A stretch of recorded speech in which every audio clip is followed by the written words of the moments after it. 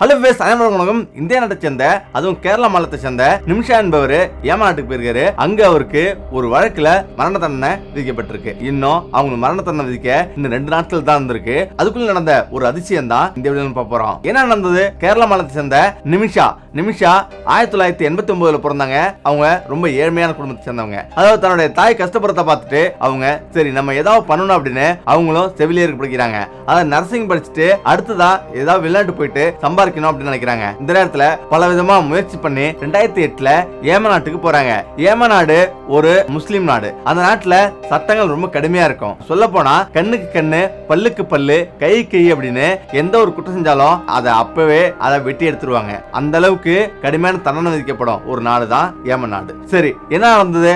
அதாவது இங்கிருந்து நிமிஷா 2008 ஏமன் நாட்டுக்கு போறாங்க. ஏமன் நாட்டுக்கு போயிட்டு அங்க தன்னோட நர்சிங் வேலையை செஞ்சிட்டு இருக்காங்க. பல மருத்துவமனையில வேலை செய்யறாரு. அப்ப 2011ஆம் ஆண்டு கேரளாவுக்கு வராரு. கேரளாவுக்கு திரும்பி வந்து டோமி தாமஸ் என்பவரை திருமணம் செய்து கொண்டாரு. இந்த தம்பதிக்கு ஒரு மகளும் இருக்காரு. மகளே அப்பாவை விட்டுட்டு நிமிஷா ஏமன் போறாரு. இப்படி படிப்படியா செஞ்சிட்டு இருக்கும் போது அவங்களுக்கு போதுமான வருமானம் இல்ல. இந்த இடத்துல தான் 2015ஆம் ஆண்டு ஏமன் நாட்டிலேயே ஒரு ஹாஸ்பிட்டல் கட்டமைக்கலாம் அப்படின்னு அவங்க விரும்புறாங்க. அங்க ஹாஸ்பிட்டல் கட்டுறதுக்கு மருத்துவமனை கட்டுறதுக்கு ஒரு விதி இருக்கு. எந்த ஒரு வெளிநாட்டவரும் அங்க வந்து தொழில் தொடங்க முடியாது.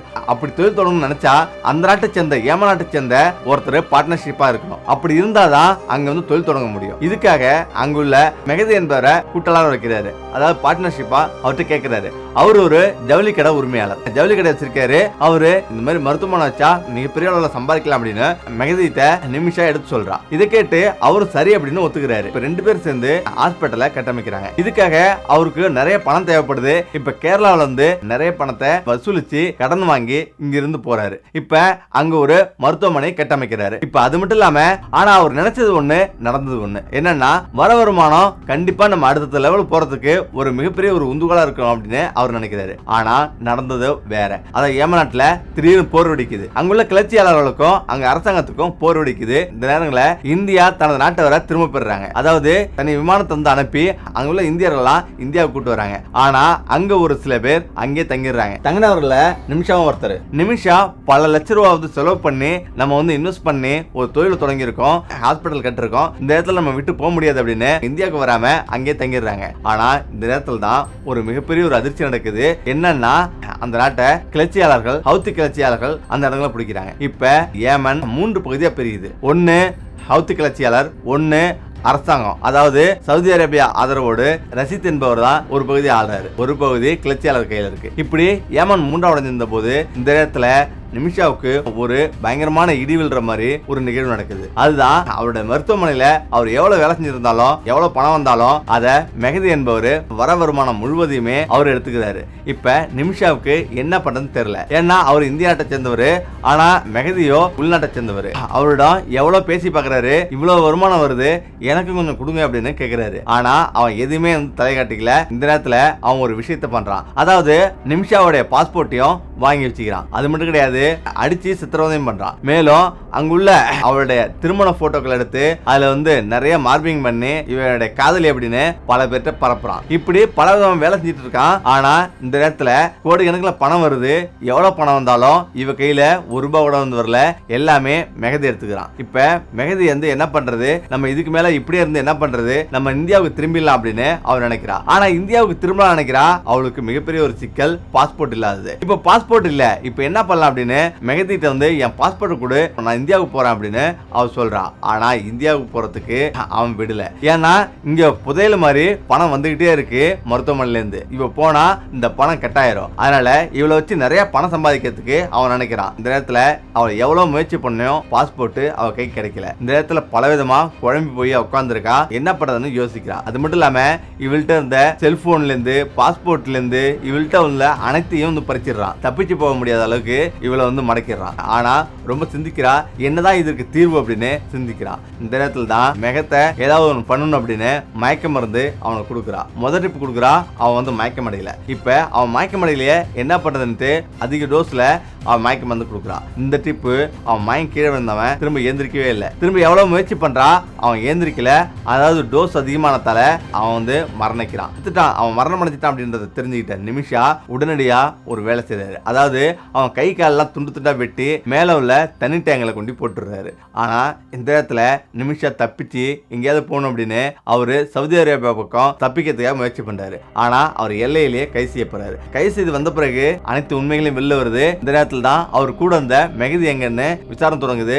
மெஹதிய இப்போ ஒரு தனி தொட்டில இருந்து துண்டு துண்டா வந்து வெளில எடுக்கிறாங்க. இந்த கேஸ் பயங்கர பரபரப்பாகுது. 2017 இது நடக்குது.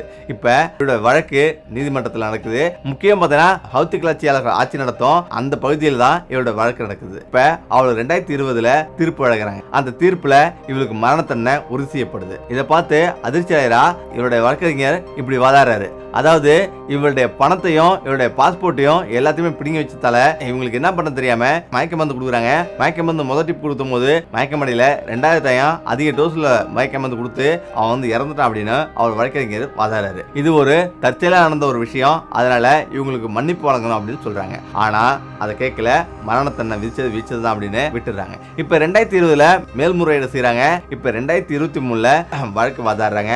அதுலயும் அவருக்கு மரண தண்டனை உறுதி செய்யப்படுது. இந்த நேரத்தில் தான் அந்த நாட்டு அதிபர் நிஷாத்தும் இவருக்கு மரண தண்டனை உறுதி செய்யப்படுது. அந்த பகுதி முழுவதும் ஹவுத்தி கிளர்ச்சியாளர்களால ஆளப்படுது. இப்ப இந்திய அரசு அதிகமா தொடர்பு கொள்ள முடியாது. முக்கியமா பாத்தீங்கன்னா இந்திய அரசால அங்கீகரிக்கப்படாத ஒரு இடம் தான் ஏமன் நாட்டுல ஹவுத்தி கிளர்ச்சியாளர்கள். அதனால இந்திய அரசும் அதிக தொடர்பு கிடையாது. இந்திய அரசு நிஷாத்தாலும் அந்த பகுதியை மட்டும்தான், அதாவது சவுதி அரேபியா ஆதரவோடு செயல்படும் அந்த பகுதியை மட்டும்தான் இந்திய அரசு அங்கீகரிச்சிருக்கு. அதனாலேயே அவங்களை தொடர்பு கொள்ள முடியல. இந்திய அரசு மீது அதுக்கு மதிப்பு வச்சிருக்கிறதால தான் அவங்க நிமிஷாவை இவ்வளவு நாள் உயிரோடையும் வச்சிருக்காங்க. அதையும் ஒண்ணு புரிஞ்சுக்கணும். ஆனா இந்திய அரசு நேரடியாக தொடர்பு கொள்ள முடியல. இப்ப நிமிஷா சேவ்ன்ற ஒரு அமைப்பை இந்திய நாட்டில் நிறுவுறாங்க. அவங்க அவளை காப்பாத்த அனைத்து விஷயங்களும் இந்த அமைப்பு தான் ஏற்பாடு பண்ணுது.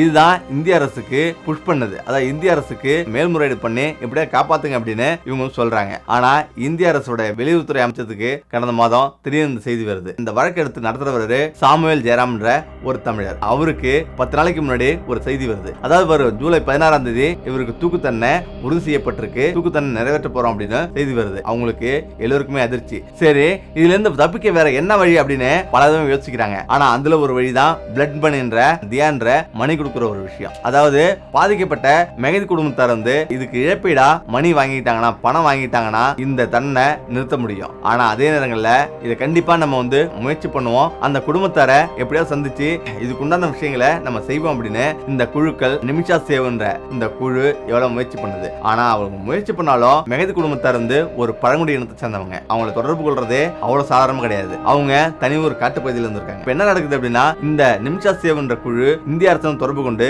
அவங்களை எப்படியாவது நம்ம வந்து காப்பாற்றணும், அந்த குடும்பத்தோடு தொடர்பு கொள்ள எங்களுக்கு அனுமதி கொடுங்க அப்படின்னு இந்திய அரசு கேட்குது. அதுக்கு பிறகு இந்திய அரசும் சமாதானம் தெரிவிக்குது. இந்த இடத்துல நிமிஷாவுக்காக 40 லட்சம் ரூபாய் பணம் சேர்த்து திரும்ப இந்த வழக்கறிஞர்கிட்ட கொடுக்குது. அதாவது இது பிளட் மணி கிடையாது, தியா மணி கிடையாது, இது பேச்சுவார்த்தை நடத்த மட்டும் அங்க உள்ளவங்களுக்கு கொடுக்கக்கூடிய பணம் தான் இது. அதாவது அந்த அளவுக்கு அவங்களை சந்திக்கவே முடியாது, அவங்க பேச்சுவார்த்தை நடத்த முடியாது, அந்த அளவுக்கு செலவாகும். இப்ப அந்த மணியை கொடுத்து முதல் கட்டமா பேச்சுவார்த்தை நடத்துறாங்க. அந்த பேச்சுவார்த்தை தோல்வி அடையுது. அதாவது பிளட் மணி நாங்க கொடுக்குறோம், எவ்வளவு நாள் நாங்க கொடுக்க முடியும் அப்படின்னு சொல்லுது. ஆனா 2வது முறையும் அவங்க முயற்சி பண்ணாங்க. 2வது முறை இந்த பேச்சுவார்த்தை போதுமான பணம் இல்லாததால இந்த பேச்சுவார்த்தை நடத்த முடியல. இப்ப நாட்கள் நெருங்குது. இந்த நேரத்தில் தான் ஜூலை 16 அவங்களுக்கு தூக்கு தண்டனை உறுதி அப்படின்ற செய்தி வருது. இந்த இடத்துல எப்படியாவது அவங்களை காப்பாற்றணும், திரும்ப முயற்சி பண்ணும் அப்படின்னு நிமிஷா சேவ்ன்ற அந்த அமைப்பு முயற்சி பண்ணுது. ஆனா அந்த அமைப்பு என்ன சொல்லுதுன்னா, இந்திய அரசு பணம் கொடுக்க வேணாம், அந்த பணத்தை நிமிஷா சேவ்ன்ற அமைப்பு கண்டிப்பா வசூலிச்சிரும், எங்கேதான் கிடைச்சிரும். இதுக்கு 2ஆம் கட்டமா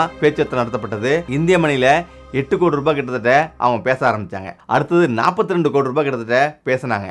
ஆனா மெஹதி குடும்பத்தினர் வந்து ஒத்துக்கவே இல்லை. இந்த உயிருக்கு சமமான பணத்தை நீங்க கொடுக்கவே முடியாது அப்படின்னு அவங்க சொல்லிட்டாங்க. இப்ப கடைசியா என்ன பண்ண தெரியாம எல்லாரும் தவிச்சிட்டு வராங்க. இந்த நேரத்தில் தான் மெஹதியோட உயிர் இன்னும் 2 நாள் தான் இருக்கு. அதுக்குள்ள மெஹதி குடும்பத்தினர் பிளட் மணி வாங்கறதுக்கு சம்மதிச்சா கண்டிப்பா உயிர் பிழைக்கிறதுக்கு வாய்ப்பு இருக்கு. அப்படி இல்லைன்னா கண்டிப்பா அங்க மரணத்தண்டனை விதிக்கப்படும். இல்ல இந்திய அரசோ எந்த ஒரு அரசோ தலையிடவும் முடியாது. கண்டிப்பா எந்த ஒரு நாட்டிலையும் போயிட்டு இது போல ஒரு சிக்கல்ல யாரும் மாட்டிக்காதீங்க. ஏன்னா அந்த மனிதர் செஞ்சது சாதாரணம் கிடையாது. அதாவது மெஹதி என்ற அவரு நிமிஷாவை அடிமை போல வச்சு நடத்திருக்காரு. ஒரு கட்டத்துல அடிச்சு துன்புறுத்திருக்காரு. தன்னுடைய காதலின்னு எல்லோரையும் அறிமுகப்படுத்திருக்காரு. இப்ப பல முறை போன் பண்ணி குடும்பத்திடம் இந்த விஷயங்கள்லாம் சொல்ல ஆரம்பிச்சிருக்காங்க. ஆனாலும் இங்க உள்ள குடும்பத்தினர் எந்த ரீதியிலையும் உதவ முடியல, அவளை காப்பாற்ற முடியல. அதுக்கு முக்கிய காரணம் என்னன்னா, ஏற்கனவே இந்திய அரசு 2015 கிளர்ச்சி குழுவோடு சண்டை நடக்கும் போது அங்குள்ள இந்தியர்கள்லாம் மீட்ட பிறகு ஏமன் நாட்டுக்கும் இந்தியாவுக்கும் விமானத்தை முழுவதும் தடை பண்ணுச்சு. அதனாலேயே எந்த ஒரு தொடர்பும் அங்க வந்து யாருமே போக முடியாத சூழ்நிலை ஏற்பட்டுருச்சு. இதனாலதான் இவ்வளவு பெரிய விளைவுகள் இருந்து ஏற்பட்டது. இதை காப்பாற்ற முடியுமா முடியாதா அப்படின்னு இந்த 2 நாள்ல தெரிஞ்சிடும். நன்றி, வணக்கம்.